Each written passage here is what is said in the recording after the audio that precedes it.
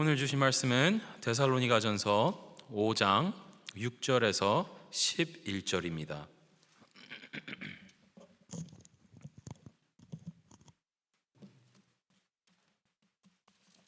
데살로니가전서 5장 6절에서 16절입니다. 제가 갖고 있는 성경책은 332쪽입니다.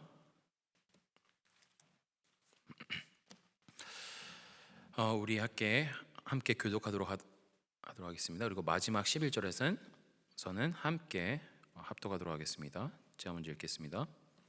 그러므로 우리는 다른 이들과 같이 자지 말고 오직 깨어 정신을 차릴지라. 자는 자들은 밤에 자고 취하는 자들은 밤에 취하되 우리는 낮에 속하였으니 정신을 차리고 믿음과 사랑에 호심경을 붙이고 구원의 소망의 투구를 쓰자.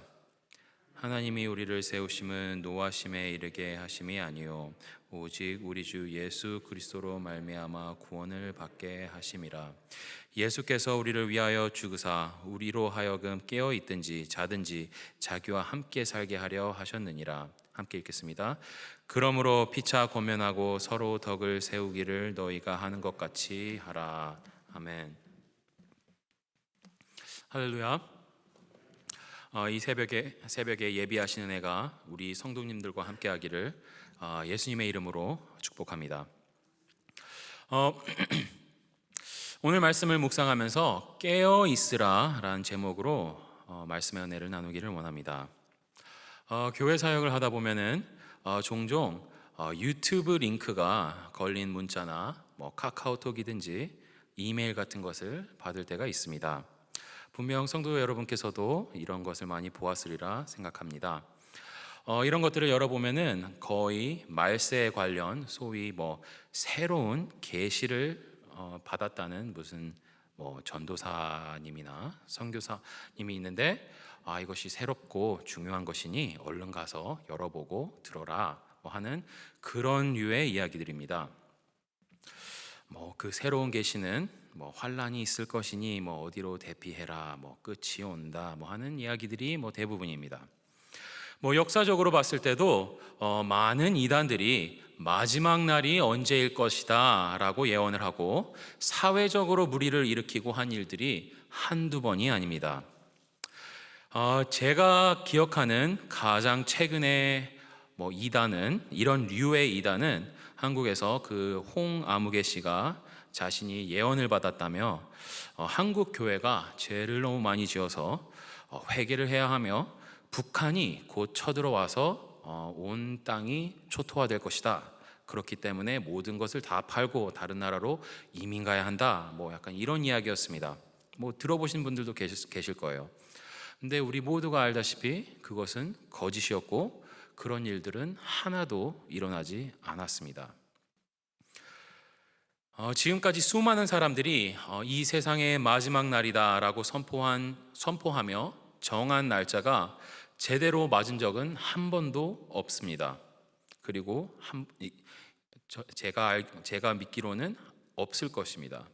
심지어 어떤 이단들은 그 날짜를 변경하면서까지 사람들을 계속 선동했지만 아무 일도 일어나지 않았습니다. 많은 사람들은 혼란에 빠졌고 착취당하고 했지만 아직도 이런 류의 이야기들이 퍼지고 믿는 사람들이 있는 것을 보면 이 세상이 끝나는 날에 대한 두려움이나 관심은 옛날이나 지금이나 많이 비슷한 것 같습니다. 데살로니가 성도들에게도 이 부분은 큰 관심사였던 것을 우리는 오늘 본문을 통하여서 볼 수가 있습니다. 오늘 제가 읽은 본문에는 정확히 나오진 않았지만 5장 초반부를 보면은 이 이야기에 대해서 사도 바울이 간단하게 이야기를 하고 있습니다. 어쩌면 아직까지도 이런 관심들과 가짜 정보들이 유튜브나 카카오톡 같은 매체에 넘쳐나는 것을 보면은 인간의 끝없는 알고 싶어하는 욕구가 이런 부분에서 보여지는 것이 아닌가라고 저는 생각하고 있습니다. 성도 여러분, 성도 여러분께서도 그 마지막 날이 언제인지 혹시 알고 싶으신가요? 제가 그거에 대해서 잠깐 알려드릴 수 있습니다. 그것이 뭐냐면은 바로 그날은 도둑같이 찾아온다는 것입니다. 좀 약간 김새는 말이었을 수도 있는데, 성경을 조금만이라도 읽어본 사람이라면은 모두가 다 아는 진실이죠. 여기 계신 분들도 다 알고 계실 사실한 것을 알고 있습니다. 왜냐하면 이게 바로 예수님께서 우리에게 알려주신 것이기 때문입니다. 예수님께서 말씀하신 그 마지막 날에 대한 설명이 그저 도둑같이 찾아올 것이며, 또한 사도 바울이 이 궁금증에 대해서는 더 이상 쓸 것이 없다라고 1절에서 말하는 이유는 하나님께서 딱 이 정도까지만 우리에게 계시해 주셨기 때문입니다. 그렇기 때문에 오늘 본문에서 사도 바울은 데살로니가 성도에게 올바른 성도는 그 마지막 날이 언제인지에 대해 모든 신경을 쓸 것이 아니라 그 마지막 날을 대비하는 성도의 마음가짐에 더욱 큰 중점을 두고 있습니다. 하나님께서 당신의 교회에 아직 계시하지 않은 것에 집중하게 되면은 오히려 미신에 빠지기 쉬우며 현혹되기 쉽기 때문에 성도는 하나님께서 계시하신 것들 안에서, 그 뜻은 성경에 나온 그 말씀 안에서, 그리고 하나님께서 성도가 고민하며 되새기길 원하는 진리를 알아야 할 필요가 있습니다. 하나님께서 성도가 마지막 날을 대비해 항시 갖고 있어야 할 마음가짐은 바로 깨어 있음입니다. 6절 보면 이렇게 나와 있습니다. 그러므로 우리는 다른 이들과 같이 자지 말고 오직 깨어 근신할지라.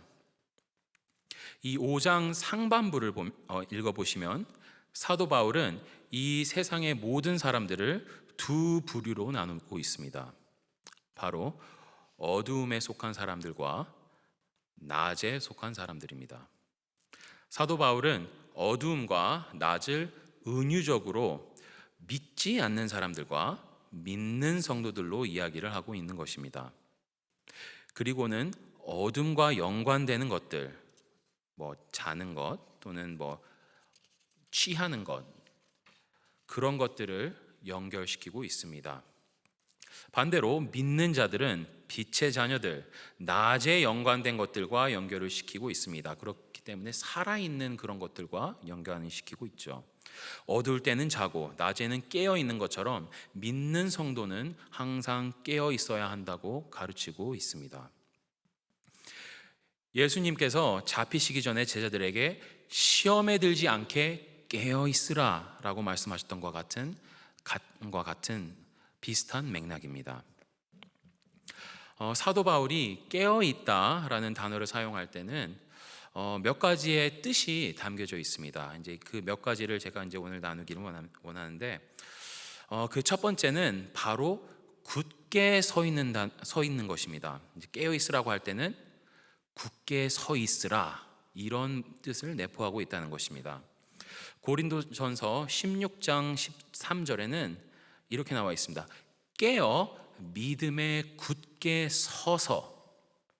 이제 여기서 굳게 선다는 것은 그 어느 상황 속에서도 올바른 마음가짐을 갖고 흔들리지 않는다는 것을 말하고 있습니다.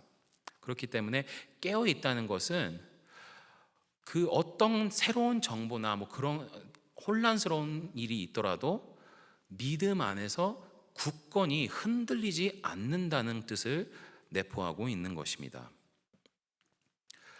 두 번째로는 바로 기도로서 깨어 있는 것입니다.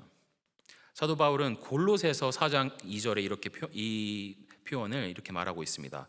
기도를 항상 힘쓰고 기도에 감사함으로 깨어 있으라. 그 뜻은 기도를 함으로써 하나님 아버지의 마음을 알아가고 닮아가고, 그리고 하나님의 말씀을 기억하며 깨어 있는 것입니다. 그리고 더 나아가서 깨어 있다는 것은 내 모든 몸, 생각과 마음, 이 모든 것들이 항시 깨어 있어서 죄를 경계하며 이 세상에서 살아가면서 하루하루 분별하면서 살아가는 것을 의미하고 있습니다. 사랑하는 성도 여러분, 우리는 현재 참 혼란스러운 세상에 살아가고 있습니다. 몇 년 전까지만 해도 큰 변화가 없고 평화와 안정을 누리며 살아가고 있었습니다. 아마 우리가 비록 말로는 표현하지 않았었어도 우리 삶을, 그때의 삶을 되돌아보면은 우리의 삶 자체가 마치 사도 바울이 오늘 본문 3절에서 저희가 평안하다, 안전하다라고 말했던 것처럼 이 세상 사람들이 이제 우리는 평안하다, 안전하다고 이렇게 말하고 그냥 생각 없이 살아가고 있다고 이렇게 표현했었는데, 어찌 보면 우리의 삶 속에서 그런 모습을 많이 볼 수 있었다고 저는 생각합니다.